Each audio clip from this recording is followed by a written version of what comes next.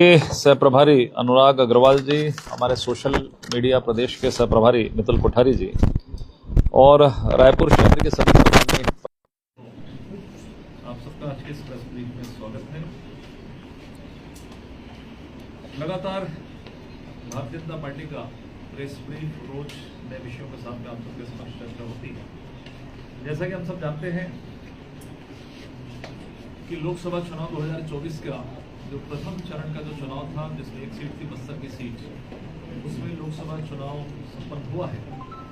26 तारीख को द्वितीय चरण और 7 मई को बचे शेष 7 सीटों पर चुनाव संपन्न होगा।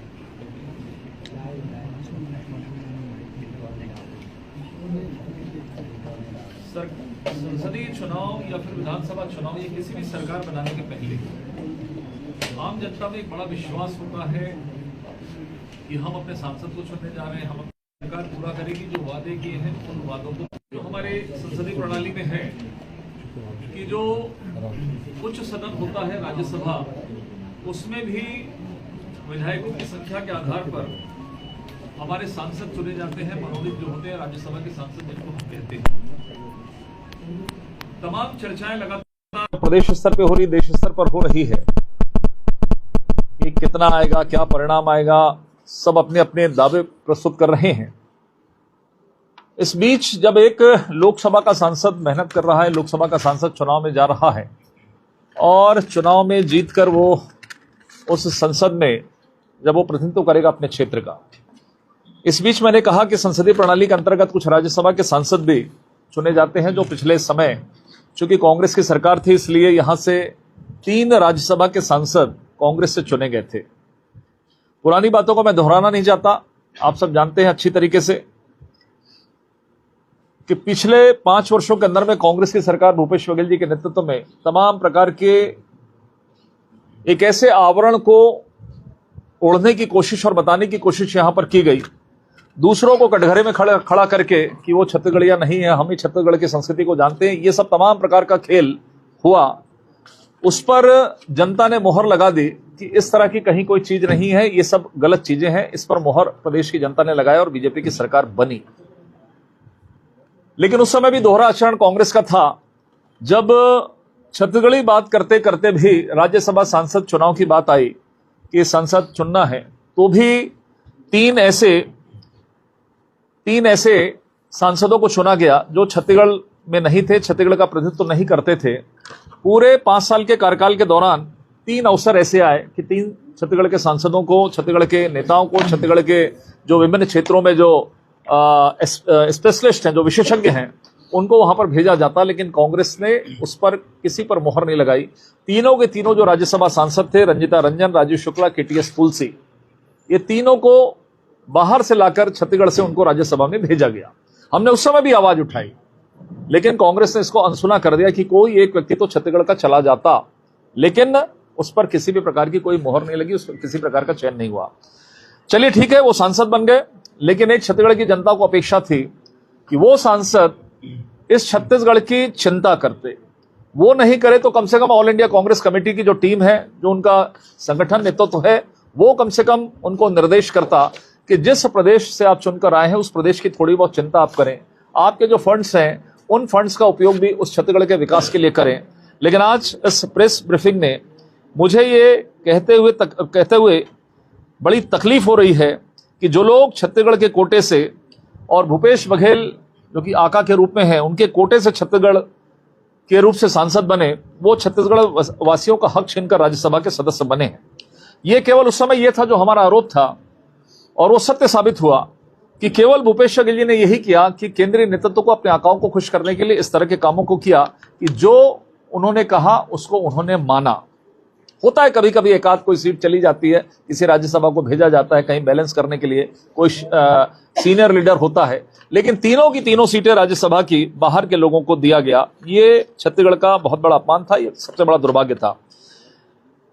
ऊपर से ये जो बाहर के लोग जो छत्तीसगढ़ की संस्कृति को, छत्तीसगढ़ की भावनाओं को नहीं समझते हैं, संस्कृति तो ठीक है, भावनाओं को नहीं समझते कि वास्तव में यहां पर क्या तकलीफ है, ये छत्तीसगढ़ कैसे नक्सल से जूझ रहा है।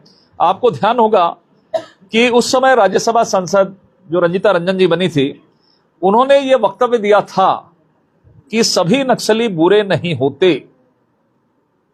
ये विशुद्ध रूप से हमारे शहीद जो होते हैं, सैनिक होते हैं, और उनके परिवार, छत्तीसगढ़ के लोगों का घोर अपमान है। और शायद उसी की पुनरावृत्ति भूपेश बघेल जी ने भी अभी जो घटना वर्तमान में हुई थी उसकी पुनरावृत्ति की, क्योंकि जीन एक ही है, डीएनए एक ही है।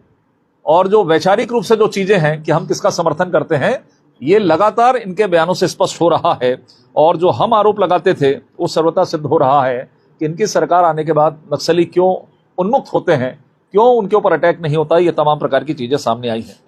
मुझे तो ये भी जानकारी प्राप्त है कि मार्च 2020 और 2022 से जो राज्यसभा बने थे केटीएस तुलसी, उनको तो यहां से बना के भेजा गया था, लेकिन वो निर्वाचन का सर्टिफिकेट तक लेने के लिए नहीं आए थे। ये भी यहां का घोर अपमान है। अब लोकसभा का चुनाव चल रहा है, यहां भी बुझे हुए तीरों को उतारा गया है। जिनको 4 महीने पहले इस प्रदेश की जनता ने रिजेक्ट किया है, उन लोगों को कवासी लखमा जीत गए अलग बात है, लेकिन मात्र 2000 वोट से जीते थे। क्या परिस्थितियां थी, या फिर हम ताम्रध्वज साहू जी की बात करें, भूपेश बघेल जी की बात करें, उनके कामों पर जिस तरीके से जनता ने रिजेक्ट किया उनको, ऐसे तमाम देवेंद्र यादव से लेकर ऐसे लोगों को यहां पर प्रत्याशी बना गया है। और मुझे तो लगता है कि कई प्रत्याशियों के साथ तो हमारी सहानुभूति है। जिस तरीके से कवासी लखमा जिन्हें एक वक्तव्य दिया था कि वो बेटे के लिए गए थे टिकट मांगने, उन्होंने तो अच्छे शब्दों में कहा कि बहू लेने गए थे, लेकिन वो बहू उनको पकड़ा दी गई। ये स्थिति है कि चुनाव व्यक्ति लड़ना नहीं चाहता है परिस्थिति स्थिति देखकर, और उसके बाद उनको टिकट दी गई। अब इसके बीच का खेल क्या था, किसने किसको दिलाया, किसके लिए दिलाया, ये कहानी कांग्रेस में रोज चलती है, ये आप सब बेहतर समझते हैं। कल रायपुर राजधानी है, कल यहाँ के जो प्रत्याशी हैं, पूर्व संसदीय सचिव हैं विकास उपाध्याय जी, उनकी भी नामांकन रैली कल यहाँ पे निकली। मैं कांग्रेस की स्थिति को इंगित करना चाह रहा हूं। मैं हरदम हमेशा प्रेस ब्रीफ में कहता हूं कि चुनाव होते हैं, जीत हार होती है। कांग्रेस सबसे पुराना राजनीतिक दल है। किस तरीके से नैतिक पतन हुआ, किस तरीके से वैचारिक रूप से कांग्रेस कमजोर हो चुकी है, जनता के प्रति विपक्ष में रहकर उनकी जिम्मेदारी क्या है, इसको भी कांग्रेस भूल गई है। वो इसलिए कि कांग्रेस हमेशा से अपने फायदे के लिए राजनीति करती रही, अपने परिवार के लिए, गांधी परिवार के लिए राजनीति करती रही। उनको जनता से मतलब नहीं है। हम 2018 में यहां से गए थे, 2018 में फर्जी घोषणा पत्र के आधार पर हमारी सरकार चली गई, उन पर लोगों ने विश्वास किया, लेकिन 5 साल हमने ईमानदारी के साथ में किया। उसका प्रतिशत यह मिला कि जनता ने हमको फिर से आशीर्वाद दिया, हमारे कामों पर मोहर लगाई, और हम एक बार फिर से जीत कर आए। कांग्रेस कभी भी विपक्ष में रहकर संघर्ष नहीं करती, गलत षड्यंत्र करके गलत वादों के साथ में वो कभी कभार ऐसे आ जाती है। और यही लोकसभा चुनाव में भी मोदी जी को बदनाम करने के लिए, बीजेपी को बदनाम करने के लिए तमाम प्रकार के षड्यंत्र रच रही है। जैसा मैंने कहा कि विकास उपाध्याय जी एक प्रत्याशी हैं कांग्रेस के, कल उनके नामांकन रैली में ना तो एक्सीएम थे और न ही प्रदेश अध्यक्ष दीपक बैज जी दिखाई दिए, जो मुझे जानकारी है। ये इस बात को इंगित करता है कि कांग्रेस के अंदर में कितना आपसी समन्वय है। और मैंने पिछली प्रेस ब्रीफ में भी कहा था कि इन्होंने संवाद समिति एक बनाई थी 14 सदस्य के लोगों की, कि भैया जो लोग नाराज हो रहे हैं उनसे ये संवाद करेंगे 14 नेता। लेकिन मैंने कहा था ये 14 नेताओं में ही आपस में बातचीत नहीं है, जब आपस में ही संवाद नहीं है तो ये कार्यकर्ताओं के बीच में क्या संवाद स्थापित करेंगे, ये मैंने कहा था। बल्कि मैंने सुझाव दिया था कांग्रेस के नेताओं को कि आप कार्यकर्ताओं को, कांग्रेस के कार्यकर्ताओं की एक कमेटी बनाइए और नेताओं के बीच में आपस में कैसा संवाद स्थापित हो, इसकी कोशिश कांग्रेस को करना चाहिए। ये दुर्भाग्य की बात है। बाकी प्रियंका जी थी, बीच में बहुत उठा हुआ था, मीडिया में भी काफी हुआ था, लड़की हूं लड़ सकती हूं। हमने कल आने वाली है, शायद ये जानकारी प्राप्त हुई है, और छत्तीसगढ़ की धरती पर आ रही है। लेकिन कांग्रेसी नेता रचना गौतम, जो अधिवेशन के समय उनके साथ में अभद्रता हुई थी उन्हीं के सेक्रेटरी के द्वारा, लेकिन आज तक उसके लिए उन्होंने न तो माफी मांगा, न ही न्याय के लिए उन्होंने किया, न कोई कार्रवाई की। तो ये कैसा लोगों को भ्रम पैदा करने के लिए कि लड़की हूं लड़ सकती हूं, लेकिन एक साथी के लिए, एक महिला के लिए, कांग्रेस पार्टी के नेत्री के लिए आज तक उन्होंने कोई एक्शन नहीं लिया। अर्थात इनके नारे कोरे फर्जी नारे होते हैं। और मुझे लगता है राजनीति में फिर से मैं कहूंगा कि काम करते हैं हम लोग, सत्ता रहे ना रहे, लेकिन एक जिम्मेदारी होती है आम लोगों के प्रति, कार्यकर्ताओं के प्रति एक जिम्मेदारी होती है, वो शायद कांग्रेस के अंदर में दिखाई नहीं दे रही है। बहुत बहुत धन्यवाद। हाँ अच्छा, ये एक और, हाँ ये वाला, ये एक पोस्टर हम जो लापता है, फिर से एक बार धीरे करते करते उनका कार्यकाल समाप्त हो जाएगा, इसलिए एक बार फिर से उम्मीद है कि ये जारी होने के बाद वो दिखाई देंगे। रंजीता रंजन तो बीच बीच में दिखाई देती है संजय जी। ऐसा दिखाई नहीं देना ना बीच में कोई चुनाव मॉडल के समय नहीं नहीं विधान एक ना, कोई मॉडल थोड़ी ना भैया कि कोई आ गए अभिनेत्री टाइप के बीच में आ गए एक आध बार। नेताओं को तो ये कहा जाता है कि सक्रिय रूप से भागीदारी आम जनता के बीच में रहनी चाहिए। ठीक, थैंक यू। हो गया